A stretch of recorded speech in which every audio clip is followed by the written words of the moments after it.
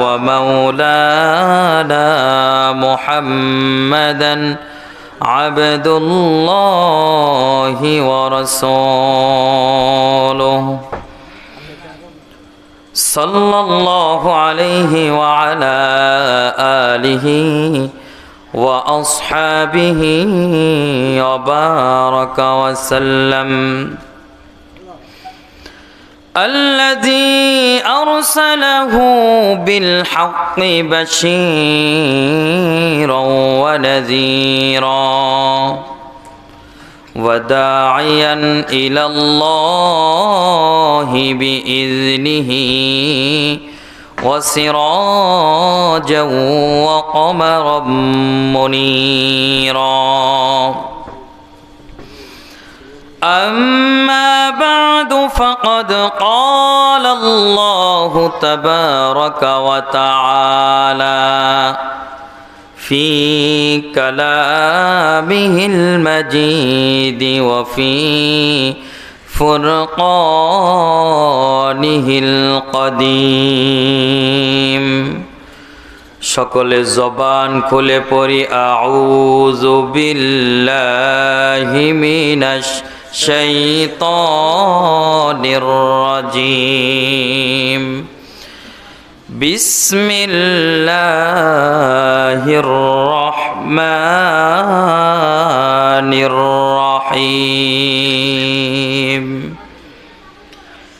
فأما الإنسان إذا ما ابتلاه ربه فأكرمه ونعمه فيقول ربي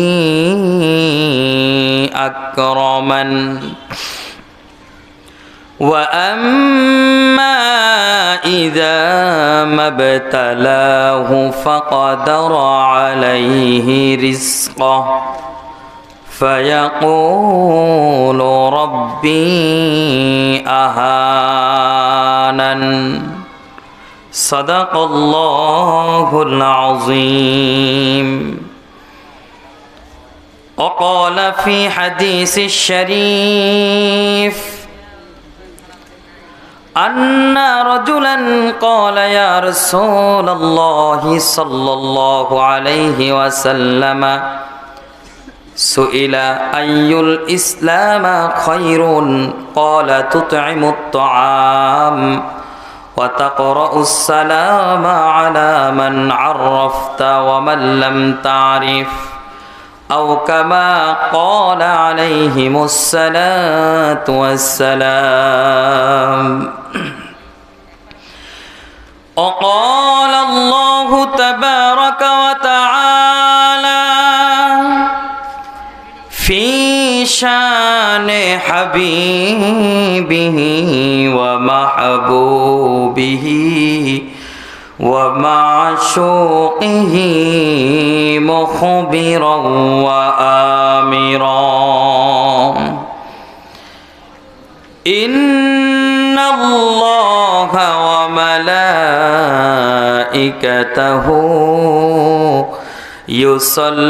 يصلون على النبي يا أيها الذين آمنوا صلوا عليه وسلموا تسليما صلى الله على صلى الله عليه صلى الله على محمد صلى الله عليه ভাইরা আমার দরুদ পড়তে কি কষ্ট হয়? হ্যাঁ, একটু মহব্বত নিয়ে পড়েন না। আল্লাহর রসুলের শানে দরুদ ও সালাম পড়বেন অতি মহব্বতের সাথে। আল্লাহর দেওয়া জবানের আওয়াজটাকে উঁচু করে মহব্বতের সাথে পড়বেন। এক্ষেত্রে কোনো প্রকার কার্পণ্যতা করবেন না, তাহলে বড্ড ক্ষতি হয়ে যাবে, আমাদের লোকসান হয়ে যাবে। আল্লাহ তাআলা আমার আপনার হাবিবের এই দরুদ সালাম এটা দুইজন ফেরেশতার মাধ্যমে প্রত্যেক সপ্তাহে বৃহস্পতিবার রাত্রিতে আপনার আমার দরুদ ও সালামগুলো মদিনার রওজায় রহমাতুল্লিল আলামিনের মোবারক কদমে পেশ করা হয়। বলেন না সুবহানাল্লাহ। তাহলে আমরা সমস্বরে জোর আওয়াজে মহব্বতে পড়ি সাল্লাল্লাহু আলা সাল্লাল্লাহু আলাইহি সাল্লাল্লাহু আলা মুহাম্মাদ সাল্লাল্লাহু আলাইহি। ওগো নবীর আশিকান দরুদ পড়ো দিয়া মন, জীবন থাকিতে যেন ভুলো নাই নাম। সাল্লাল্লাহু আলা মুহাম্মাদ সাল্লাল্লাহু আলাইহি ওয়াসাল্লাম। সাল্লাল্লাহু আলা মুহাম্মাদ সাল্লাল্লাহু আলাইহি বালাগাল উলা বিকামালিহি কাশাফাদ দুজা বিজামালিহি হাসানাত জামিউ খিসালিহি সাল্লু আলাইহি ওয়া আলিহি। মদিনা মদিনা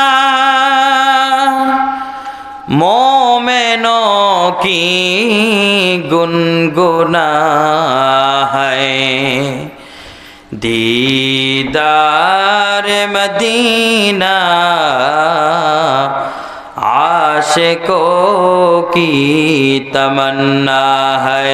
बलगल उला बिकमालिही कशफद दुजा बिजमालिही हसनत जमीउ खिसालिही सल्लु अलैहि व आलिहि। अल्लाहुम्मा सल्ली व सल्लिम व बारिक अलैहि। मुअज़्ज़ज़ मुहतरम वाजिबुल इहतराम जुल मजदी वल इहतिशाम অধ্যকার আরামকাঠি হাজী ইব্রাহিম মাধ্যমিক বিদ্যালয় সংলগ্ন জামে মসজিদ ও যুব সমাজের উদ্যোগে 3 দিনব্যাপী নবম বার্ষিক তাফসিরুল কোরআন মাহফিলের আজকের দ্বিতীয় দিনে উপস্থিত আছেন আজকের এই মাহফিলের মধ্যমণি আমার অত্যন্ত শ্রদ্ধেয় জনাব হযরত মাওলানা তরিকুল ইসলাম বাগেরহাটি সাহেব মাদ্দাজিল্লাহুল আলী। আরও উপস্থিত রয়েছেন অত্র মসজিদের সম্মানিত ইমাম এবং খতিব জনাব হযরত মাওলানা মোহাম্মদ মাহদি হাসান সাহেব মাদ্দাজিল্লাহুল আলী। দিগার ওলামায়ে কিরাম আমার সম্মুখবাণে উপবিষ্ট রয়েছেন জ্ঞান পিপাসু কোরআন পিপাসু সম্মানিত আমার পিতৃ সমতুল্য মুরব্বী বাবারা, যুবক ভাইয়েরা, ছোট ছোট কচিকাচা সোনামণিরা, মাইকের আওয়াজ যতদূর পর্যন্ত পৌঁছায় বিভিন্ন জায়গায় পর্দার অন্তরালে শ্রবণরত আমার সম্মানিতা মা ও বোনেরা,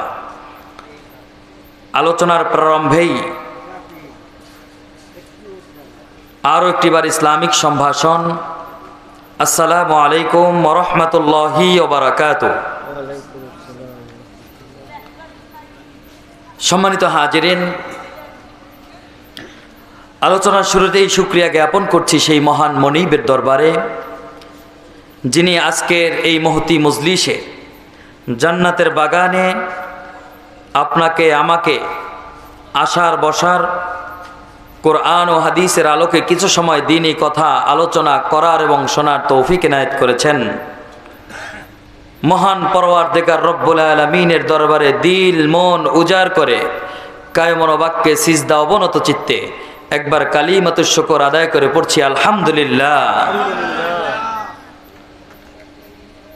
লক্ষ কোটি তার চেয়ে অধিক পরিমাণ দরুদ ও সালাম পেশ করছি বিশ্ব মানবতার মুক্তির দিশারি সৈয়দুল কাউনাইন ওয়াস সাকালাইন শাফিউল মুজনাবিন রহমাতুল লিল আলামিন, আমার আপনার জীবনের চাইতেও দামি, প্রাণের চাইতেও প্রিয় নবী জনাবে মুহাম্মদুর রাসূলুল্লাহ, সকলে পড়ি সাল্লাল্লাহু আলাইহি ওয়াসাল্লামের প্রতি, যিনি আজ থেকে প্রায় ১৫০০ বছর পূর্বে আপন উম্মতদেরকে চিরে এতিম করে সোনার মদিনায় রওজায়ে তৈয়্যিবায় জান্নাতের বাগিচায় শায়িত রয়েছেন। সেই নবীর উম্মত হতে পেরে আমরা খুশি না বেজার? আরো জোরে বলেন, খুশি না বেজার? যে যতটুকু খুশি সে ততটুকু আবেগ উজাড় করে আরো একটিবার শুকরিয়া জ্ঞাপন করে পড়ছি আলহামদুলিল্লাহ। সম্মানিত হাজিরিন, আমি শুরুতেই পবিত্র কোরআন আল কারীমের সূরাতুল ফজরের 15 নম্বর এবং 16 নম্বর আয়াতে কারিমা আমি তেলাওয়াত করেছি। আমরা আল্লাহ তাআলা যেন আমাদেরকে সেই তৌফিক দান করেন, এই আলোচনাগুলো শুনে শুনে যেন আমল করার তৌফিক দান করেন বলি আমিন। সম্মানিত হাজিরিন, আল্লাহ সুবহানাহু ওয়া তাআলা বলেন, ফাআম্মাল ইনসানু ইযা মাবতালাহু রাব্বুহু ফাআকরামাহু ওয়া না'আমাহু ফায়াকুলু রাব্বি আকরামান। আমার আল্লাহ তাআলা বললেন, ফাআম্মাল ইনসানু ইযা মাবতালাহু রাব্বুহু, আমি আল্লাহ তাআলা মানুষদেরকে পরীক্ষা করার জন্য তাদেরকে সম্পদ এবং সম্মান দান করি, নেয়ামত দান করি। পরীক্ষা করার জন্য আল্লাহ তাআলা মানুষকে সম্মান এবং নেয়ামত দান করেন। কিন্তু মানুষ মনে করে যে আল্লাহ তাআলা তাকে এগুলো ভালোবেসে দিয়েছেন।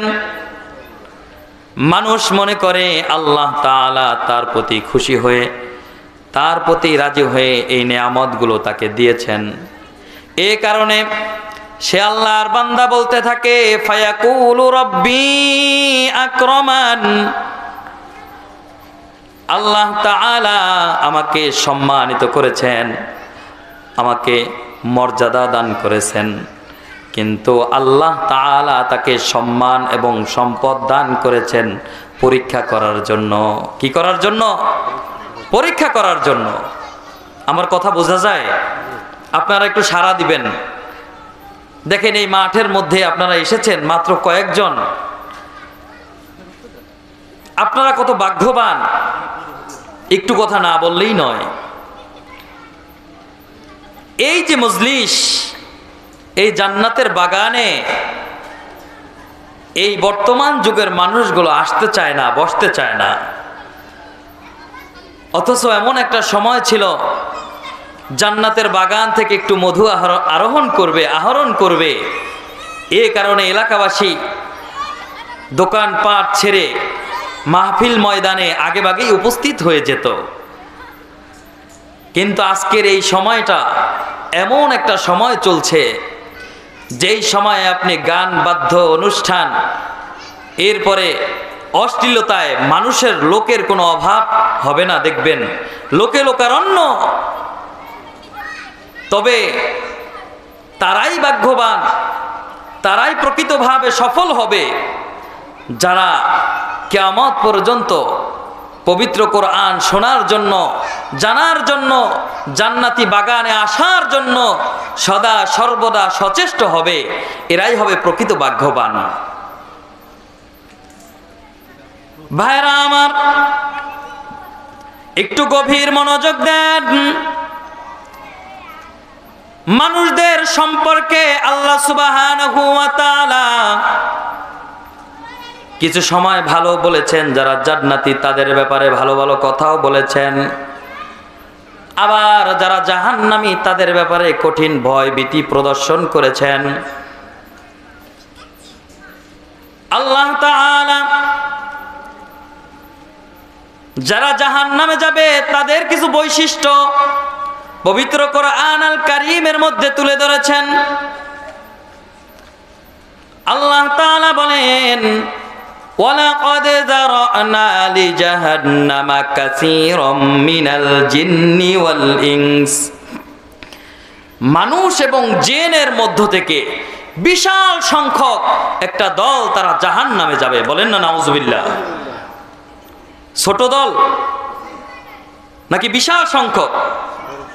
বড় বিশাল সংখ্যক একটা দল মানুষ এবং জিনদের মধ্য থেকে যারা জাহান্নামী হবে। কেন তারা জাহান্নামী হবে? আলাহুম আরজুলুন ইয়ামশুনা বিহা, আল্লাহ তাআলা বলে দিলেন, আমি আল্লাহ তাআলা তাদেরকে দুটো কান দান করেছি। কান দ্বারা তারা আমার দ্বীনের কথাগুলো শোনে নাই, কান দ্বারা জ্ঞান দ্বারা কান দ্বারা তারা আমার কথাগুলো শোনে নাই, শ্রবণ করে নাই। আলাহুম আরজুলুন ইয়ামশুনা বিহা আমলাহুম আইদি ইয়াবতিশুনা বিহা আমলাহুম আযানুন ইয়াসমাউনা বিহা, আমি তাদেরকে দুটো চোখ দিয়েছি, চোখ দ্বারা তারা আমাকে চিনতে পারে নাই। তাদেরকে আমি মস্তিষ্ক দান করেছি, কলব দান করেছি, এই কলব দ্বারা আমি রবকে তারা উপলব্ধি করতে পারে নাই। এই কারণে তারা হচ্ছে উলাইকা কাল আনআম, এই মানুষগুলো হচ্ছে তারা জানোয়ারের মতো। কোন কোন বর্ণনা এসেছে শূকরের মতো, কুকুরের মতো, চতুষ্পদ জানোয়ারের মতো। বালহুম আদল, এমনকি এই সমস্ত জানোয়ারের চাইতেও নিকৃষ্ট হচ্ছে ওই সমস্ত মানুষ যাদের আকল জ্ঞান কান চোখ থাকার পরেও মহান রব আল্লাহ তাআলাকে চিনতে পারে নাই। নাউজুবিল্লাহ পড়েন। এ ভাই, আজকে তো আপনারা সৌভাগ্যবান। একদল মানুষ এখনো চায়ের দোকানে, কোনো কাজ নাই। কি বলেন? আপনি আমাকে আল্লাহ তাআলা এতটা ভালোবাসছেন, আপনার আমার অবস্থা তো এমনও হতে পারতো হাসপাতালের বেডে থাকতে পারতাম কি পারতাম না বলেন? কবরস্থানে অ্যাক্সিডেন্ট করে মারাত্মক ভাবে প্যারালাইজড হয়ে ঘরের এক কোণায় পড়ে থাকতে পারতাম, সমাজের বোঝা হইতে পারতাম। কিন্তু আল্লাহ তাআলা আমাদের এই সমস্ত নেয়ামত দেওয়ার পরেও আমরা আল্লাহকে চিনি না, বুঝি না। এ কারণে বর্তমান সময়ে রাতের বেলায় কনসার্টগুলোর মানুষের কোনো অভাব নাই, আর দ্বীনের মজলিস, কোরআনের মজলিস, তাফসীরুল কোরআন মাহফিলে মানুষ পাওয়া যায় না। ঠিক কিনা বলে? এই সমাজ থেকে আমাদেরকে বেরিয়ে আসতে হবে, অন্যথায় কঠিন ভয়াবহ আমাদের উপর আছড়ে পড়বে। আল্লাহর রাসূল সাল্লাল্লাহু আলাইহি ওয়াসাল্লাম তিনি হাদিস শরীফের মধ্যে বর্ণনা করেছেন, তিনি বলেন কোন কোন জনপদে হঠাৎ করে আল্লাহ তাআলা গজব স্বরূপ ওই সমাজের মধ্যে, ওই জমিনের মধ্যে আল্লাহ তাআলা পাথরের বৃষ্টি দিবেন। কোন কোন সময় কোন জনপদ আগুন দ্বারা জ্বালায়া ছারখার করে দিবেন। কোন কোন সময় কোন দেশের মধ্যে কোন গ্রামগঞ্জে পাপের কারণে, মানুষের পাপের কারণে আল্লাহ তাআলা তাদের প্রতি রাগান্বিত হইবেন। এত বেশি রাগান্বিত হইবেন তাদের উপরে মহিলা শাসক চালায়া দিবেন। বলেন না নাউজুবিল্লাহ। তাহলে যেই জনপদে মহিলা শাসক আছে ওটাও রব্বুল আলামিনের পক্ষ থেকে একটা গজব। এটা ওই মহিলার দোষ নয়, এটা আপনার আমার হাতের কামাই। আপনার আমার কি হাতের কামাই। আমাদের পাপের মাধ্যমে আল্লাহ তাআলা এই গজবগুলো আমাদেরকে দিয়েছেন। বিশ্বাস হয় ভাই? আমি কিন্তু এই কথাগুলো বলি নাই। ১৫০০ বছর আগে রহমাতুল লিল আলামিন মদিনার টাওয়ার থেকে এই মেসেজগুলো আমাদেরকে দিয়েছেন। এমনকি হাদিসের সর্বশেষ আল্লাহর হাবিব বলেছেন, ও আমার সাহাবীরা শোনো, এরকম যখন সমাজের মধ্যে অশ্লীলতা ছড়িয়ে পড়বে, গান বাদ্য হুরমাত ছড়িয়ে পড়বে, যখন ভালো মানুষের কদর থাকবে না, নায়িকা গায়িকা এদের কদর সমাজের মধ্যে বেড়ে যাবে, তখন এই জমিনে তোমাদেরকে জমিনের মধ্যে বেঁচে থাকার চাইতে কবরের মাটির নিচে থাকা তোমাদের জন্য উত্তম হবে। বলেন না নাউজুবিল্লাহ। তাহলে সেই সমাজে আমরা আজকে বসবাস করছি। ভাইরা আমার, আল্লাহ তাআলা আমাদের প্রত্যেককে হেদায়েত দান করুক, বলি আমিন। তাহলে যেই আলোচনা করতেছিলাম, আল্লাহ তাআলা বললেন, فَأَمَّا الْإِنسَانُ إِذَا مَا ابْتَلَاهُ رَبُّهُ فَأَكْرَمَهُ وَنَعَمَهُ। আমি মানুষদেরকে পরীক্ষা করার জন্য, মানুষদেরকে পরীক্ষা নেওয়ার জন্য সম্মান এবং নেয়ামত দান করি, সম্পদ দান করি। এই কারণে সেই ব্যক্তি মনে করে, ফায়াকুলু রব্বি আকরামান, আমার রব আল্লাহ তাআলা আমাকে খুশি হয়ে সম্মানিত করেছেন, আমাকে সম্পদশালী করেছেন। কিন্তু না না, আল্লাহ তাআলা এগুলো তাদেরকে দিয়েছেন পরীক্ষা নেওয়ার জন্য। কি নেওয়ার জন্য? পরবর্তী আয়াতের মধ্যে আল্লাহ তাআলা বলেন, وَأَمَّا إِذَا مَا ابْتَلَاهُ فَقَدَرَ عَلَيْهِ رِزْقَهُ فَيَقُولُ رَبِّي أَهَانَنِ। আল্লাহু আকবার। আল্লাহ তাআলা বললেন, আবার আমি কখনো কখনো মানুষদেরকে তাদের রিজিকের মধ্যে সংকীর্ণতা দান করি, তাদের রিজিকের মধ্যে অভাব অনটন ঢেলে দেই। এর মাধ্যমে আমি মানুষদেরকে পরীক্ষা করে থাকি। কিছু সংখ্যক মানুষদেরকে দারিদ্রতা দিয়েও আমি আল্লাহ তাআলা পরীক্ষা করি। কিন্তু তখন মানুষ মনে করে যে আল্লাহ তাআলা আমাকে বড় অপমানিত করেছেন, আমার সম্পদ কেড়ে নিয়েছেন, আমার সম্মানহীন করেছেন।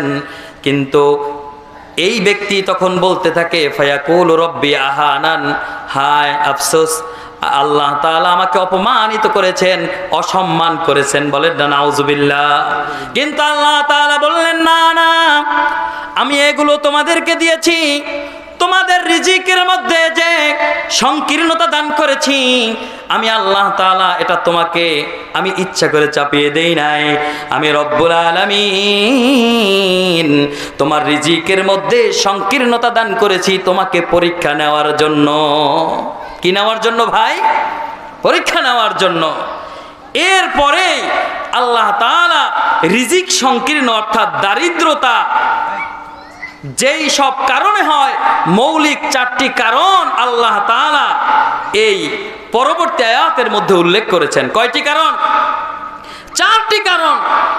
আমরা এক এক করে এই কারণগুলো শুনবো এবং আমল করার চেষ্টা করব। মনে রাখবেন, এই 4টি কারণ যেই ব্যক্তির মধ্যে পাওয়া যাবে, ওই ব্যক্তির কখনোই দারিদ্রতা মোচন হবে না, ওই ব্যক্তি কখনোই রিজিক সংকীর্ণতা থেকে মুক্তি পাবে না।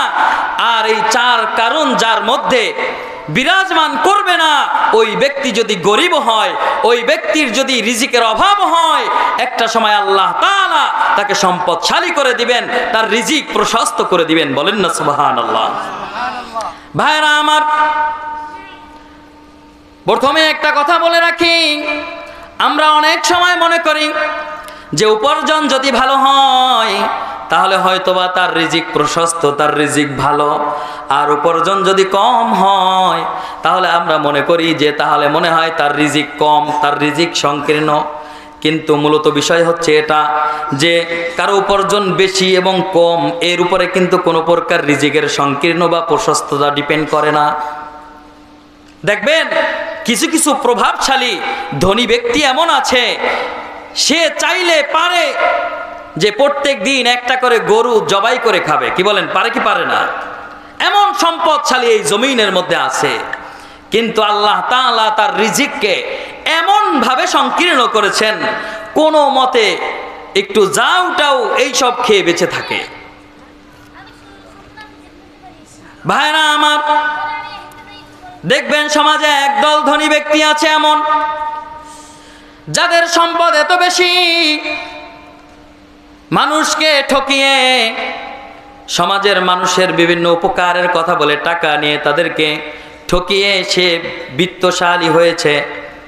একটা সময় যখন চতুর্দিক দিয়ে আল্লাহ তাআলা তার রিজিককে সংকীর্ণ করে দেয়, তখন সে ডাক্তারের কাছে দৌড়ে যায়, গিয়ে বলে, ডাক্তার সাহেব কি অবস্থা দেখেন তো। ডাক্তার চেকআপ টেকআপ করে বলে, আপনার ডায়াবেটিক্সও বেড়ে গেছে, তো কি করতে হবে বলেন। বলে, খুব সকালবেলা ঘুম থেকে উঠে আপনাকে দৌড়াতে হবে, অন্যথায় ডায়াবেটিক্স কন্ট্রোলে আসবে না। এমত অবস্থায় এই আল্লাহর বান্দা রব্বুল আলামিনের কোনো হুকুম মানে না। ফজরের নামাজ যখন পড়তে আসবেন, দেখবেন খাটো একটা প্যান্ট পরে তার 3 কিলোমিটার দৌড়ানো শেষ, কিন্তু ফজরের নামাজে ঢোকে না। আছে না নাই? বলেন আছে না নাই? আমার কথার জবাব দিতে হবে ভাই। আবার দেখবেন এই আল্লাহর বান্দা ফজরের নামাজে যেতে চায় না, অথচ ডাক্তার বলেছে তোমাকে দৌড়াতে হবে, অন্যথায় তোমার ডায়াবেটিক্স বেড়ে যাবে। আবার যখন ডাক্তারের কাছে যায়, গিয়ে বলে কি অবস্থা, শরীরে একটু চেকআপ টেকআপ করে বলে, ডাক্তার সাহেব বলে, হায় হায় আপনার অবস্থা তো খারাপ। বলে কি হয়েছে? বলে ডায়াবেটিক্সও বেড়ে গেছে, প্রেশারও বেড়ে গেছে, অপরদিকে আপনার হাড়ও দুর্বল হয়ে গেছে, এমনকি কিডনিতেও সমস্যা দেখা যায়। কি বলেন? এই 4-5 রকমের অসুখ যার মধ্যে আছে, ওই ব্যক্তির অবস্থা তো এমন জিন্দা লাশ মনে হচ্ছে। রিজিকের সংকীর্ণতা আমি এটা বোঝানোর জন্য চেষ্টা করছি, একটু গভীর মনোযোগ দেন, তাহলে বুঝতে পারবেন। এইবার বলে, তাহলে হায় হায় আমার উপায় কি হবে? বলে উপায় হচ্ছে, কোনো উপায় নেই, আমার কথা মানতে হবে। এইবার আল্লাহর বান্দা আল্লাহর হুকুম না মেনে ডাক্তারের কথা সঠিকভাবে পালন করার চেষ্টা করে। বলে যে আপনাকে 4 ঘন্টা পর পর ওষুধ খেতে হবে। রাত্র 12টায় ওষুধ খেয়ে ঘুমায়, মোবাইলের মধ্যে অ্যালার্ম বাজায় দেয়, আছে না নাই? আবার ঠিক রাত 4টায় উঠে ওষুধ খাবে, কিন্তু ফজরের আজান দেয়, এই বান্দার কানের মধ্যে কোনো প্রকার আজান ঢুকে না, কোনো প্রকার আল্লাহর হুকুম পালন করার জন্য তার অন্তরটা কাঁপে না। এই কারণে যারা বিত্তশীল বিদিন আছে, দেখবেন এরা বেশি দিন বেঁচে থাকতে চায়, কিন্তু আল্লাহকে মানতে চায় না। ভাইরা আমার, এইবার ডাক্তার তাকে পরামর্শ দেয়, আপনার যেহেতু প্রেশার হাই, আপনি কোনো প্রকার লবণ খেতে পারবেন না। আপনার যেহেতু ডায়াবেটিক্স বেশি, এ কারণে আপনার খাবার নিয়ন্ত্রণ করতে হবে। যেহেতু কিডনিতে সমস্যা, এ কারণে আপনার নরম খাবার খেতে হবে। তো সেই ব্যক্তি বলে, তাহলে এমন কি খাবার আছে? লবণ দেয়া যাবে না, কিডনির সমস্যার কারণে নরম খাবার আমার খেতে হবে। এই কারণে ডাক্তার বলে যে আলা চাউলের যা উপরে খাবে, কিন্তু লবণ দিতে পারবে না। দেখবেন একটা সময় এই এলাকায় যখন মানুষ বকরি বা গরু পালন করে, তো ভাত রান্না করার পরে যে ভাতের মার থাকে, একটু ভাত টাত মিলিয়ে নুন টুন দিয়ে দিলে খুব মজা করে ওরা খায়। কিন্তু আলা চাউলের জাউ লবণ ছাড়া একটা ছাগলের সামনে দিবেন, ও একবার একটু জিভে দিয়ে চাটা দিয়ে বলবে নট অ্যালাউড, চলবে না। এমন খাবার, রিজিক এমন সংকীর্ণ আল্লাহ তাআলা করে দিয়েছেন, এমন খাবার ওকে খাওয়ায় যেই খাবার ছাগলেও খাইতে চায় না। নাউজুবিল্লাহ পড়েন। এ কারণেই উপার্জন বেশি হলেই রিজিকের প্রশস্ততা বাড়ে না, আবার উপার্জন কম হলে যে রিজিক তার কমে যায়, ব্যাপারটা তেমনও নয়। পক্ষান্তরে দেখবেন আপনার এলাকার মসজিদের ইমাম সাহেব মাসে হয়তো বা বেতন পায় 3000 বা 5000 সর্বোচ্চ। এই গ্রামে আমি যেটা জানি সর্বোচ্চ 5000 টাকা বেতন, কিন্তু ইমাম সাহেবের একটা নিয়ম হচ্ছে, এক এক দিন এক এক মুসল্লির বাড়িতে খাবে, মাসে 30 বাড়ি খাবে। তো প্রত্যেক বাড়িতে মাসে একবার খাবার পড়বে, সে চিন্তা করে হুজুরের আজকে একদিন খাবার। এই কারণে স্বামীকে বলে বাজার থেকে গরুর গোশত নিয়ে আসবে, মাছ নিয়ে আসবে, হুজুরের যেহেতু খাবার, তার উসিলায় আমরাও একটু ভালো মন্দ খাবো, ঠিক কিনা বলেন? তো দেখা গেছে আল্লাহ তাআলা তাকে এমন ভালো খাওয়ায়, ওই রকম খাবার যদি হুজুরের টাকা দিয়ে কিনে খাওয়া লাগতো, তাহলে 20,000 টাকায়ও এমন সুন্দর খাবার সে ম্যানেজ করতে পারতো না, ঠিক কিনা বলেন? তাহলে আমরা বুঝতে পারলাম যে কারো যদি উপার্জন বেশি হয়, তাহলে তার মানে এই নয় যে তার রিজিক অনেক বেশি। আবার কারো যদি উপার্জন কম হয়, তাহলে এর মানে এই নয় যে তার রিজিকের প্রশস্ততা কম। এ ভাই, রিজিকের মালিক কে? আরো জোরে বলেন কে? আল্লাহ তাআলা বললেন, ইন্নাল্লাহা হুয়ার রাজ্জাকু যুল কুওয়াতিল মাতিন। আরে সকালবেলা ছোট পাখির ছানাটা খালি পেটে তার বাসা থেকে বের হয়ে যায়, সন্ধ্যা হলে পেট ভরে তার বাসায় চলে আসে। সাগরের বিশাল নীল তিমি প্রত্যেক লোকমায় হাজার হাজার টন তিনি খাবার খায়।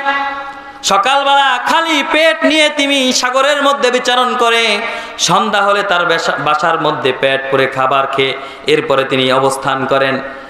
এই তামাম পৃথিবীর সমস্ত রিজিক দাতা হলেন একজন, তিনি কে? আরো জোর বলেন, তিনি কে? তাহলে আপনি আমি যদি আল্লাহ পাকের হুকুম অমান্য করে রিজিকের পিছনে দৌড়াই, আল্লাহ তাআলা অবশ্যই রাগান্বিত হবেন, আর আপনার আমার রিজিকের প্রশস্ততা তিনি সংকীর্ণ করে দিবেন। এ কারণে সাবধান, রিজিক এটা বৃদ্ধি করার জন্য আমাদেরকে অবশ্যই আল্লাহ পাকের হুকুমগুলো মানতে হবে আগে। ভাইরা আমার, যেই কথা বলতেছিলাম, ওই বান্দা যখন বলে ফাআম্মাল ইনসানু ইযা মাবতালাহু ফাকাদারা আলাইহি রিজকাহ, আল্লাহ তাআলা আমার রিজিকে সংকীর্ণতা দান করেছেন, আমাকে অসম্মানিত করেছেন।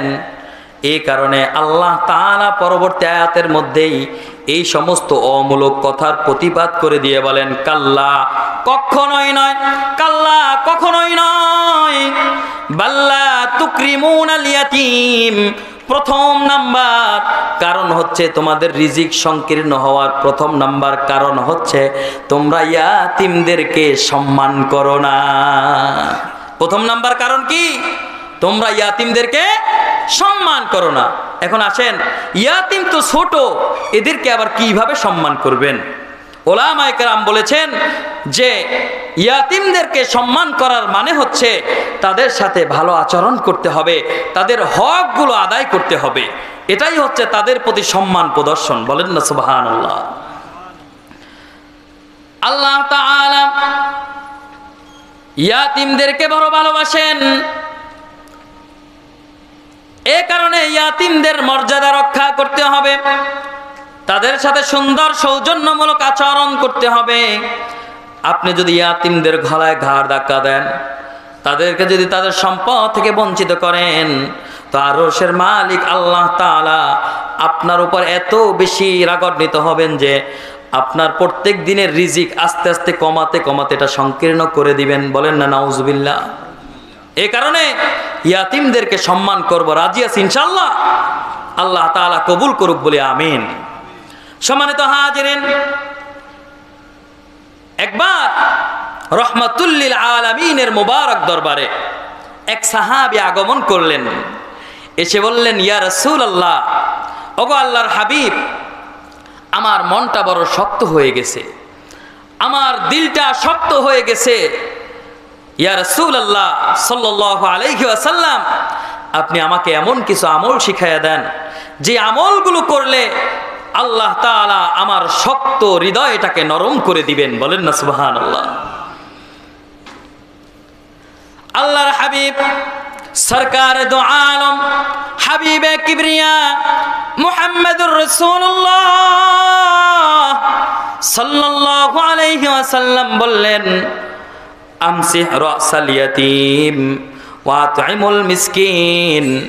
তুমি যাও বেশি বেশি ইয়াতীমের মাথার মধ্যে হাত বুলায় দাও আর মিসকিনদেরকে খানা খাওয়াও। মহান আরশের মালিক আল্লাহ তাআলা তোমার শক্ত হৃদয়টাকে নরম বানায় দিবেন। আরো জোরে বলেন সুবহানাল্লাহ। একটু জিকির করে লা ইলাহা ইল্লাল্লাহ, লা ইলাহা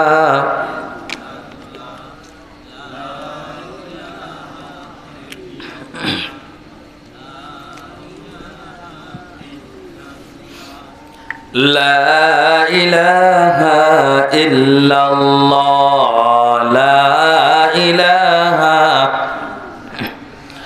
লা ইলাহা ইল্লাল্লাহ মুহাম্মাদুর রাসূলুল্লাহ সাল্লাল্লাহু আলাইহি ওয়াসাল্লাম। সম্মানিত হাজিরিন, আপনাদের কি কষ্ট হচ্ছে? তাহলে একটু গভীর মনোযোগ দেন।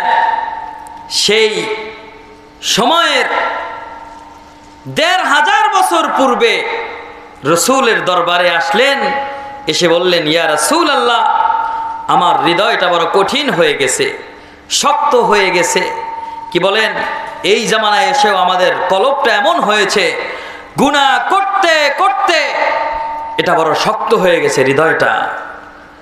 তো আমরাও যদি এইটুকু আমল করতে পারি, নবীজির শিখানো আমল, যে ইয়াতিম পেলে তাদেরকে আদর করব, তার মাথায় একটু হাত বুলাইয়া দিব, আর মিসকিনদেরকে একটু খানা খাওয়াবো, এর মাধ্যমে আল্লাহ তাআলা আপনার আমার প্রতি এত বেশি খুশি হবেন যে আপনার আমার কঠোর হৃদয়টাকে নরম করে দিবেন। বলেন না সুবহানাল্লাহ।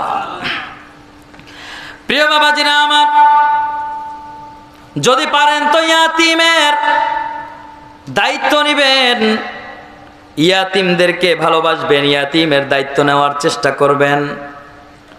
আপনি আমি যদি ইয়াতিমের দায়িত্ব নিতে পারি, তাহলে ইয়াতিমের রক্ষণাবেক্ষণকারী যারা হবে, আল্লাহর হাবিব সাল্লাল্লাহু আলাইহি ওয়াসাল্লাম তাদের ব্যাপারে বড় সুসংবাদ দিয়েছেন। শুনবেন আপনারা, তাদের ব্যাপারে বড় সুসংবাদ দিয়েছেন। রাসূলুল্লাহ সাল্লাল্লাহু আলাইহি ওয়াসাল্লাম বলেন, আনা ওয়া কাফিলুল ইয়াতীম কাহাতাইনি ফিল জান্নাহ, আনা ওয়া কাফিলুল ইয়াতীম কাহাতাইনি ফিল জান্নাহ। আল্লাহর হাবিব সাল্লাল্লাহু আলাইহি ওয়াসাল্লাম বললেন, আমি এবং ইয়াতিমের রক্ষণাবেক্ষণকারী যারা ইয়াতিমের দায়িত্ব পালন করবে, এই দুই ব্যক্তি, আমি এবং ইয়াতিমের রক্ষণাবেক্ষণকারী, কিয়ামতের ময়দানে আল্লাহর জান্নাতে ঠিক এইভাবে অবস্থান করব। আরো জোরে বলেন সুবহানাল্লাহ। দুইটা আঙ্গুল জাগাইলেন, শাহাদাত আঙ্গুল এবং মধ্যমা আঙ্গুল জাগাইলেন, জাগায়া বললেন, দুইটা আঙ্গুল যেমন পাশাপাশি, আমি আল্লাহর হাবিব এবং ইয়াতিমের রক্ষণাবেক্ষণকারী, অর্থাৎ ইয়াতিমের যারা দায়িত্ব পালন করবে, এই দুই ব্যক্তি, আমি এবং সে, আমরা জান্নাতের মধ্যে এইভাবে অবস্থান করব। ভাইরা আমার, নবীর সাথে জান্নাতে থাকার সৌভাগ্য যার হবে, তার চেয়ে খুশনসিব আর জমিনে কার আছে বলেন? সাহাবায়ে আজমাইন নবীজির সাথে জান্নাতে থাকার জন্য তাদের আনন্দটা কেমন হয়েছিল। একবার তো এক গ্রাম্য সাহাবী নবীজির দরবারে আসলেন। নবীজি সাল্লাল্লাহু আলাইহি ওয়াসাল্লাম সেই সময় এক ব্যক্তির সাথে কথা বলতেছিলেন। দেখবেন স্বাভাবিকভাবে যখন কোনো গ্রাম্য সাধারণ ব্যক্তি কোনো ভালো মানুষের সামনে যখন কথা বলতে যায়, তখন তাদের মধ্যে কোনো প্রকার প্যাঁচ মায়ের থাকে না, সরাসরি তার কথাটাকে বলে দেয়। যদিও শহরের মানুষগুলো একটু স্মার্টভাবে বলার চেষ্টা করে, আর গ্রামের সাধারণ মানুষগুলো তারা এত পেসমার বোঝে না, তারা সোজা সাপটা কথা বলে দেয়। কি বলেন, আছে না নাই? এটা তাদের মূর্খতা নয়, এটা তাদের সরলতা। এটা কি সরলতা? এরকম একজন সরল সাহাবী, নবীজি এক সাহাবীর সাথে কথা বলতেছিলেন, এমত অবস্থায় সেই সাহাবী নবীজির কাছে এসে বললেন, ইয়া রাসূলুল্লাহ মাতা সাহ, ওগো নবীজি, আমি জানতে চাই কিয়ামত কখন হবে। বলেন না সুবহানাল্লাহ। নবীজি সাল্লাল্লাহু আলাইহি ওয়াসাল্লাম এইবার সেই ব্যক্তির সাথে কথা শেষ করে তিনি ডাক দিয়ে বললেন, কিছুক্ষণ পূর্বেই কে আমাকে কিয়ামতের ব্যাপারে জিজ্ঞেস করলো। কই সেই ব্যক্তি? সাহাবী দাঁড়িয়ে বললেন, ইয়া রাসূলুল্লাহ, আমি এখানে বসা আছি, আমি আপনাকে কিয়ামতের ব্যাপারে জিজ্ঞেস করেছি। দেখবেন এমন হয় অনেক সময় যে যখন কাউকে কোনো প্রশ্ন করা হয়, সেই প্রশ্নের উত্তর দেওয়ার চাইতে তাকে আরেকটা পাল্টা প্রশ্ন করার প্রয়োজন পড়ে। যেমন ধরেন, আপনি এখান থেকে ঢাকায় যাবেন, তো বাস ছাড়ার কথা ছিল সকাল 7টায়, আপনি বাস টার্মিনালে গেলেন, সেখানে গিয়ে দেখলেন যে বাস আসতে কিছুটা বিলম্ব হচ্ছে। আপনি আপনার ব্যাগ ট্যাগ ঘাটতি বস্তা নিয়ে সেখানে উপস্থিত, এমতো অবস্থায় বাসওয়ালাকে জিজ্ঞেস করলেন, কি ব্যাপার, আপনার বাস কোথায়? এরকম একটা প্রশ্ন করার প্রয়োজন পড়ে কি পড়ে না বলেন? তো নবীজি সাল্লাল্লাহু আলাইহি ওয়াসাল্লামের দরবারে গিয়ে যখন সেই সাহাবী বললেন মাতাসা, ইয়া রাসূলুল্লাহ কিয়ামত কখন হবে? নবীজি বললেন, ও আমার সাহাবী, তুমি এমন মনে হচ্ছে তোমাকে যে তুমি কিয়ামতে যাওয়ার জন্য সবকিছু প্রস্তুত তোমার। নবীজি বললেন, ও আমার সাহাবী, শোনো শোনো, মা আদাতুলাহা, কিয়ামতের ব্যাপারে তুমি আমাকে জিজ্ঞেস করো, কিয়ামতে যাওয়ার জন্য তোমার কি সামান প্রস্তুত আছে, তুমি কি জোগাড় করতে পেরেছো? এইবার সাহাবী বলেন, মা আদাতুলাহা ইয়া রাসূলুল্লাহ সাল্লাল্লাহু আলাইহি ওয়াসাল্লাম, আমি এই ছোট মানুষ, আমার তো তেমন কোনো আমল নাই কিয়ামতের ময়দানে উপস্থিত করার জন্য। তবে ইল্লা আন্নী উহিব্বুল্লাহ ওয়া রাসূলা, আমি আপনি রাসূল এবং আল্লাহকে বড় ভালোবাসি। নবীজি বললেন, ক্বালা মা মান আহবাবতা, তুমি যাকে ভালোবাসো কিয়ামতের ময়দানে তুমি তার সাথেই দাঁড়াবে। বলেন না সুবহানাল্লাহ। পৃথিবীতে তুমি যাকে ভালোবাসো, তোমার হাসর নাসর কিয়ামতে সাথীও সেই ব্যক্তি হবেন। বলেন না সুবহানাল্লাহ। হযরতে আনাস রাদিয়াল্লাহু তাআলা আনহু বলেন, যে এই কথা শুনে সাহাবায়ে কেরাম এত বেশি আনন্দিত হয়েছিলেন, এত বেশি খুশি হয়েছিলেন, ইসলাম গ্রহণের পরে অন্য কোন সংবাদ শুনে সাহাবায়ে আজমাইন এতটা আনন্দিত হন নাই। বলেন না সুবহানাল্লাহ।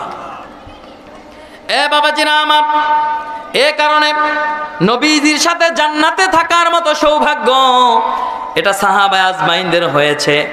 আপনার আমারও তো হওয়ার কথা।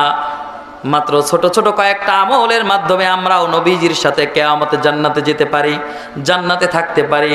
যদি আমরা ইয়াতীমের দায়িত্ব গ্রহণ করতে পারি, ইয়াতীমকে যদি ভালোবাসতে পারি, তো আরশের মালিক আল্লাহ তাআলা এতটাই খুশি হবেন যে আপনার আমার হাবিবের সাথে আপনার আমার হাসর নাসরটা করে দিবেন। আরো জোরে বলেন সুবহানাল্লাহ। ভাইরা আমার, এইবার আসেন, ইয়াতীমের সম্পদ যদি কেউ অন্যায়ভাবে ভক্ষণ করতে চায়, এমন অনেক চাচা সমাজের মধ্যে আছে, বড় ভাই ইন্তেকালের পরে তার বাচ্চাটা বড় ইয়াতীম হয়ে যায়। এমত অবস্থায় সে চিন্তা করে কিভাবে তাকে ঠকানো যায়, সামনের ভালো প্লেজের জায়গাটা আমি দখল করে দেব। ইয়াতীম মানুষ, ছোট মানুষ কিভাবে বুঝবে? আরে, অথচ ইয়াতীমের সম্পদ এটা কত কঠিন বিষয়। আল্লাহ তাআলা ইয়াতীমের সম্পদের ব্যাপারে পবিত্র কোরআন আল কারীমের মধ্যে ঘোষণা করেন, ইন্নাল্লাযীনা ইয়াকুলুনা আমওয়ালাল ইয়াতামা যুলমান ইন্নামা ইয়াকুলুনা ফি বুতুনিহিম নারা ওয়া সায়াসলাউনা সাঈরা। আমার আল্লাহ তাআলা বললেন, ইন্নাল্লাযীনা ইয়াকুলুনা আমওয়ালাল ইয়াতামা যুলমান, যে ব্যক্তি নিশ্চয় যারা ইয়াকুলুনা আমওয়ালাল ইয়াতামা অন্যায়ভাবে ইয়াতীমের সম্পদ ভক্ষণ করে, অন্যায়ভাবে ইয়াতীমের সাথে জুলুম করে। কি করে বাবা? জুলমান, জুলুম করে, অত্যাচার করে, তাদের সম্পদ সে অন্যায়ভাবে ভক্ষণ করে। আল্লাহ তাআলা বলেন, ইন্নামা ইয়াকুলুনা ফি বুতুনিহিম নারা, সেই ব্যক্তি ইয়াতীমের সম্পদ ভক্ষণ করলো না, বরঞ্চ সেই ব্যক্তি কেমন যেন আগুন ভক্ষণ করলো। কি ভক্ষণ করলো বাবা? আগুন ভক্ষণ করলো। সে যেন কেমন করে ইয়াতীমের সম্পদ খাওয়ার পরিবর্তে সে কেমন যেন আগুনগুলো খাইলো। এখন আপনারাই বলেন, আগুনের অবস্থান জান্নাতে নাকি জাহান্নামে? আরো জোরে বলেন, জান্নাতে না জাহান্নামে? আল্লাহ তাআলা বললেন ওয়াসায়াসলাউনা সাঈরা, এবং আগুনের স্থান হচ্ছে জাহান্নামের তলদেশে। বলেন না নাউজুবিল্লাহ। এই কারণে ইয়াতীমের সম্পদ রক্ষা করতে হবে। রাজি আছি তো ইনশাআল্লাহ? আল্লাহ তাআলা আমাদের প্রত্যেককে তৌফিক দান করেন, বলি আমিন। এখন আসেন, ইয়াতীমের সাথে যারা দুর্ব্যবহার করে, এরা সাধারণ কোনো মানুষ নয়, এরা বড় মর্যাদাশীল মানুষ। এরা আবু জাহেলের উত্তরসূরি। বলেন না নাউজুবিল্লাহ। বলেন, আবু জাহেলের উত্তরসূরি কিভাবে হলো? পবিত্র কোরআনের একটি প্রসিদ্ধ সূরা সূরাতুল মাউন, নাম শুনছেন আপনারা? সূরাতুল মাউনে আল্লাহ তাআলা আবু জাহেলের কয়েকটি অভ্যাস সম্পর্কে তিনি আলোচনা করেছেন। এর মধ্যে একটা আলোচনা আল্লাহ তাআলা বললেন, ফাযালিকাল্লাযী ইয়াদুল ইয়াতীম। আবু জাহেলের একটি অভ্যাস ছিল এমন, সে আবু জাহেল ইয়াতিমকে ঘাড় ধাক্কা দিত, তাদেরকে কখনো খানা দিত না, এমনকি খানা দানে অন্যকে উৎসাহিত করত না। বলেন না নাউজুবিল্লাহ। এ কারণে ইয়াতিমের সাথে বিদ্বেষ পোষণকারী এরা আবু জাহেলের উত্তরসূরি। ভাইরা আমার, ইয়াতিম সাধারণত তাদের পিতামাতা নাই, গার্ডিয়ান না থাকার কারণে তারা একটু দুষ্ট হতেই পারে। এ কারণে তাদেরকে দূরে ঠেলে দেওয়া যাবে না, তাদের সাথে অন্যায় আচরণ করা যাবে না। একটু গভীর মনোযোগ দেন, তাহলেই বুঝতে পারবেন। আপনি আমি আমাদের অভিভাবক থাকা অবস্থায়ও কিছু সন্তান তারা লাইনচ্যুত হয়ে যায়, তারা সমাজে নিকৃষ্টতম কাজ করে বসে, মদখোর হয়, জুয়াখোর হয়, পাবজিখোর হয়, হয় কি হয় না বলেন? তাহলে গার্ডিয়ান থাকার পরেও, অভিভাবক থাকার পরেও একটা সন্তান যদি খারাপ হতে পারে, তাহলে একটা ইয়াতিম, তার কোনো অভিভাবক নাই, সে তো একটু দুষ্ট হলেই হতে পারে। এই কারণে তার সাথে দুর্ব্যবহার করা যাবে না, এই দিকে ভালো করে লক্ষ্য রাখতে হবে। ভাইরা আমার, নবীজি সাল্লাল্লাহু আলাইহি ওয়াসাল্লাম তিনিও ইয়াতিম ছিলেন, এমনকি তিনি ইয়াতিমদেরকে বড় ভালোবাসতেন। ইয়াতিম দেখলে তাদেরকে কোলে তুলে নিতেন, তাদের মাথায় হাত বুলাইয়া দিতেন, তাদের দায়িত্ব গ্রহণ করতেন, কারণ নবীজি নিজেও একজন ইয়াতিম ছিলেন। পবিত্র কোরআন আল কারীমের আরো একটি সূরা সূরাতুদ দুহার মধ্যে আল্লাহ তাআলা নবীজির 3টি উপকারের কথা বলেছেন এবং 3টি আমলের কথা আল্লাহ তাআলা উল্লেখ করেছেন। আল্লাহ তাআলা আপনারা আমার হাবিবকে লক্ষ্য করে বলেন, আলাম ইয়াজিদকা ইয়াতীমান ফাআওয়া। ওগো হাবিব, আপনি তো ইয়াতিম ছিলেন, কিন্তু আপনাকে আমি ইয়াতিম অবস্থায় আমি আপনাকে কোনো প্রকার কষ্ট দেই নাই, আপনাকে লালন পালনে কোনো প্রকার ঘাটতি আমি রাখি নাই। এই কারণে আপনি ফাআম্মাল ইয়াতীমা ফালা তাকহার, ইয়াতিমদের সাথে কখনো অন্যায় আচরণ করবেন না, তাদের সাথে ভালো আচরণ করবেন, তাদেরকে ভালোবাসবেন। বলেন না সুবহানাল্লাহ। তাহলে ইয়াতিমকে আদর করলে আল্লাহর হাবিবের একটা সুন্নাত আদায় হয়। আপনি আমি আল্লাহর হাবিবের সন্তুষ্টি অর্জন করতে পারবো ইয়াতিমকে ভালোবাসার মাধ্যমে।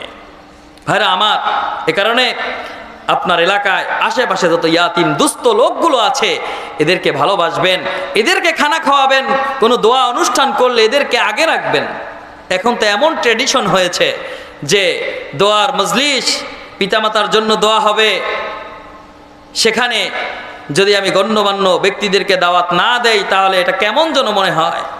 আসলে আপনি যদি আপনার পিতামাতার রুহের মাগফিরাত কামনা করেন, তাহলে অবশ্যই আপনাকে ইয়াতিমদেরকে আগে প্রাধান্য দিতে হবে, দুস্থদেরকে খানা খাওয়াতে হবে। ভাইরা আমার, ইয়াতিমদেরকে সম্মান করতে হবে, মর্যাদা করতে হবে।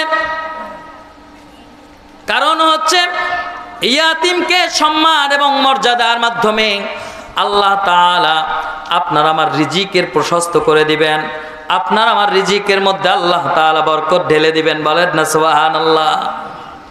আল্লাহ তাআলা এর পরবর্তী আয়াতের মধ্যে আমাদেরকে ডেকে বললেন, আল্লাহ তাআলা বললেন, ওয়ালা তাহাদ্দুনা আলা তাআমিল মিসকিন। তোমরা দ্বিতীয় নাম্বার রিজিক সংকীর্ণ হওয়ার কারণ হচ্ছে এই যে তোমরা মিসকিনদেরকে, অসহায়দেরকে খানা খাওয়ানোর উৎসাহ প্রদান করো না, অসহায়দেরকে খানা খাওয়ানোর উৎসাহ প্রদান করো না। এই কারণে আমি আল্লাহ তাআলা তোমার রিজিকের মধ্যে সংকীর্ণতা দান করেছি। বলেন না নাউজুবিল্লাহ।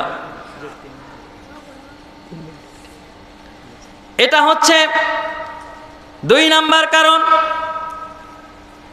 এখন আসেন হাদিস শরীফের ভাষ্য মতে, এক লোক রহমাতুল লিল আলামিনের মুবারক দরবারে উপস্থিত হয়ে বললেন, ক্বালা রাজুলুন সাআলা, নবীজিকে প্রশ্ন করলেন, ইয়া রাসূলুল্লাহ আইয়ুল ইসলাম খায়রুন, আমি জানতে চাই ইসলামের মধ্যে সর্বোত্তম কাজ কি?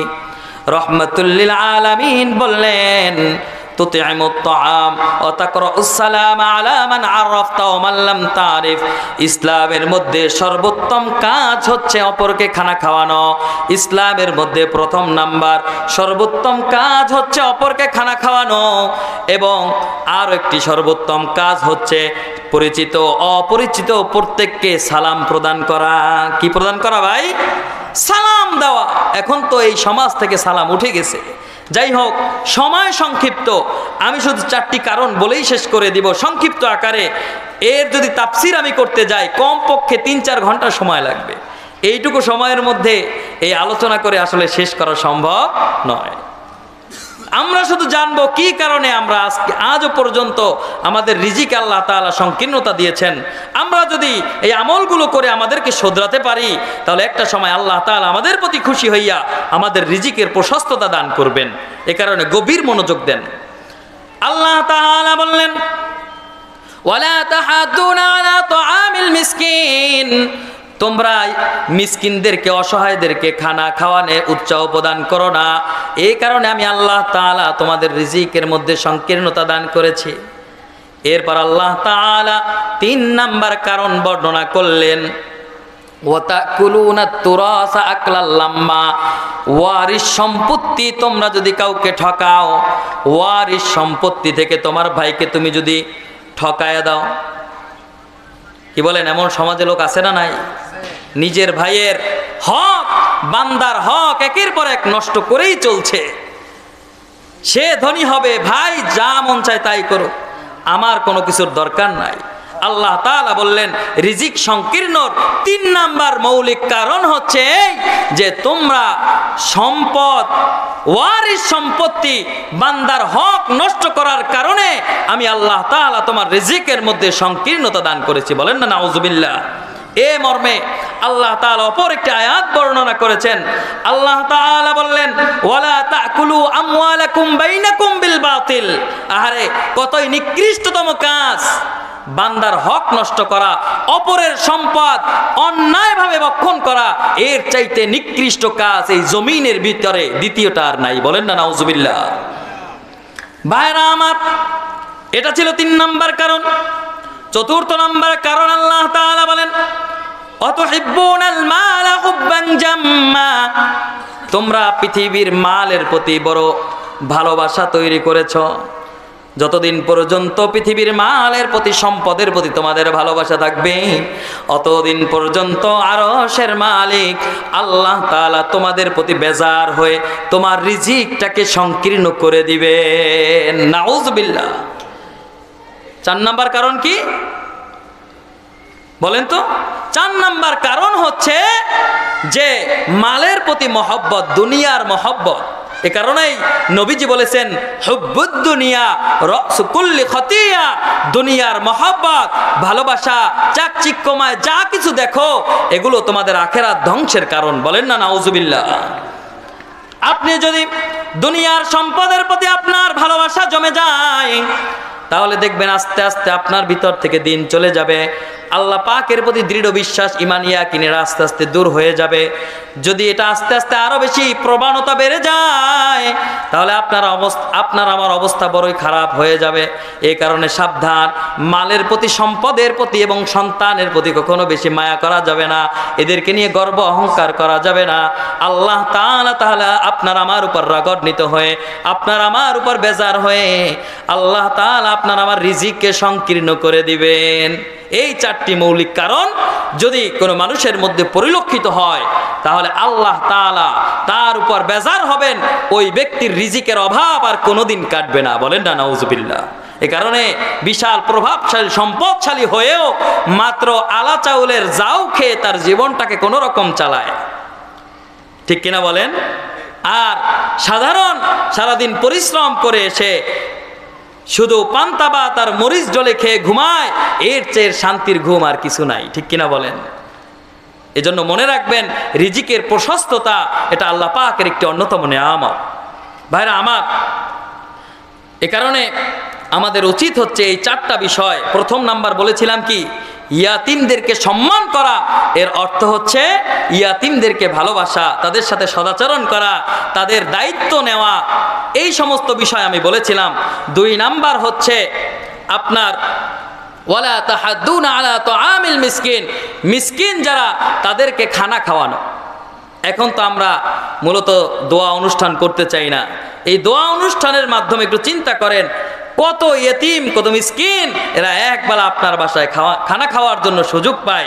যদিও হাদিসের মধ্যে কাউকে এখানে আপনার কি বলেন, কাউকে এখানে ইঙ্গিত করেন নাই, কাউকে এখানে নির্দিষ্ট করেন নাই আইয়ুল ইসলাম খায়রুন ক্বালা তুতঈমুত তাআম, যে প্রত্যেকটা মানুষ যে আসুক না কেন আপনার ঘরে মেহমান, তাকে উত্তম খানা খাওয়ানো এটা আপনার কর্তব্য।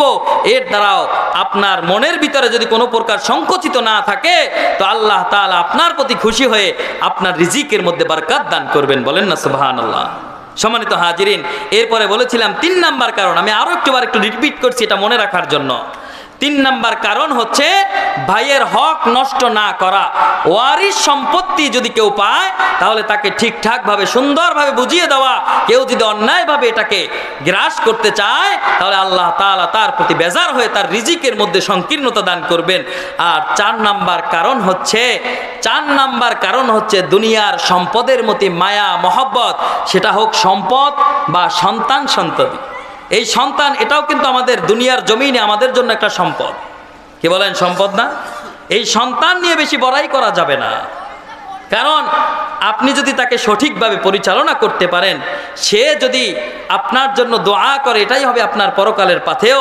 আর তাকে যদি সঠিকভাবে পরিচালনা করতে না পারেন, ছোটবেলা থেকেই তাকে যদি গানের মজলিসে মা এবং আপনি দুজনে মিলে এরপরে রাতের সেই কনসার্টগুলোতে নিয়ে আসেন, তাহলে এই সন্তান আপনার জন্য দোয়া করবে কখন বলেন? কি বলেন? আমার কথায় কি আপনারা রাগ হচ্ছেন, বেজার হচ্ছেন, চিন্তা করতেছেন হুজুর হয়তো মনে হয় আমাদেরকে ইঙ্গিত করে বলে? না, এমনটা নয় ভাই। পাপ তো পাপ, এটা আমাকে বলতেই হবে। আমি যদি এই চেয়ারে বসে আজকে সত্য কথাগুলো আপনাদেরকে না শোনাই, তাহলে এই সমাজ তো আস্তে আস্তে ধ্বংস হয়ে যাবে। এমনও হতে পারে আপনারা জেনে শুনে পাপ করতেছেন, এমনও হতে পারে কত মানুষ আছে তারা জানে না যে আসলে গানের মজলিসটা কত বড় খারাপ একটা জায়গা। সর্বশেষ আমি এই সম্পর্কে একটা হাদিস বলেই শেষ করব। পরবর্তী আয়োজনগুলা আপনারা একটু বুঝে শুনে করবেন। আল্লাহর হাবিব সাল্লাল্লাহু আলাইহি ওয়াসাল্লাম তিনি ইরশাদ করলেন, আল্লাহ তাআলা কিয়ামতের পূর্বে একদল মানুষের চেহারাকে বাঁকা করে দিবেন, এমনকি তাদের চেহারা বানরের মতো করে দিবেন। আবার এক বর্ণনা এসেছে তাদের চেহারাকে শূকরের মতো করে দিবেন। এটা দুনিয়ার শাস্তি। সাহাবা আজমাইন আরজ করলেন, ইয়া রাসূলুল্লাহ, এরা কি কালিমার সাক্ষী দিবে না? অর্থাৎ এরা কি মুসলমান নয়? এরা কি বলবে না যে আল্লাহ ছাড়া কোনো উপাস্য নেই, মুহাম্মদ সাল্লাল্লাহু আলাইহি ওয়াসাল্লাম আল্লাহ তাআলার রাসূল? নবীজি বললেন, ক্বালা নাম, অবশ্যই তারা বলবে। তারা তাওহীদের সাক্ষী দিবে, তারা রিসালাতের সাক্ষী দিবে, তারা নামাজ পড়বে যত্ন সহকারে, তারা হবে মুসল্লি, তারা হবে হজ করনেওয়ালা হাজি সাহেব, তারা যাকাতও দিবে, তারা ইসলামের অন্য অন্য বিধানগুলি মেনে চলবে। তখন সাহাবা আজমাইন আরজ করলেন, ইয়া রাসূলুল্লাহ, তাহলে তাদেরকে এই শাস্তি কেন দেওয়া হবে?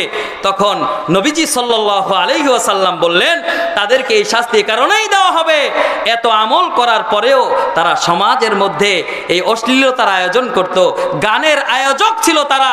এ কারণে আল্লাহ তাআলা কিয়ামতের পূর্বে একদল মানুষকে তাদের চেহারাকে, রূপকে বদলায়া শূকরের মতো, বানরের মতো করে দিবেন। বলেন না নাউজুবিল্লাহ। ভাইরা আমার, এখনো যদি আপনার মধ্যে বুঝ না আসে, কখন আসবে? এর চেয়ে ভালোভাবে বোঝানোর মতো ক্ষমতা আমার নাই। নবীজি এত সুন্দর করে বুঝিয়েছেন, আমার আর কোনো ভাষা নাই এটাকে সুন্দরভাবে বোঝানোর। এ কারণে সন্তান আপনি কোন পথে হাঁটাবেন, এই সম্পদ আপনি কিভাবে ব্যবহার করবেন, প্রত্যেকটা বিষয় আপনাকে কিয়ামতের ময়দানে মাহশারে আপনাকে হিসাব দিয়ে সামনের দিকে আগাতে হবে। কারণ আল্লাহ তাআলা বলেছেন, সুম্মা লাতুসআলুনা ইয়াওমাইযিন আনিন নাঈম, বনি আদম প্রত্যেকটা নেয়ামতের পূর্ণ হিসাব না দিয়ে এক কদম তাদেরকে সামনে আগানোর মতো অনুমতি দেওয়া হবে না। বলেন না নাউজুবিল্লাহ। তাহলে সেই কঠিন ময়দানে কি করবেন?